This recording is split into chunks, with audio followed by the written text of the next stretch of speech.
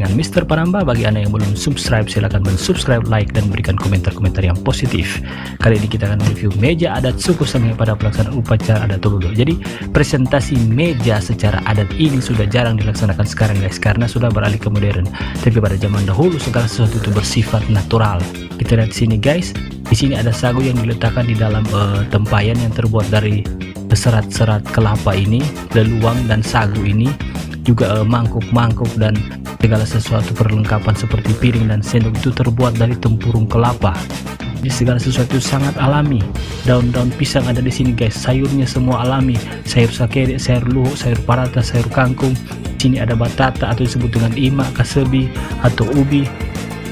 Di sini juga ada ikan-ikan yang dimasak secara alami, dan juga beberapa ketupat yang diramu sedemikian rupa sehingga bermacam-macam bentuk ketupat. Ada ongol-ongol, ada apa ini? Di sini ada ikan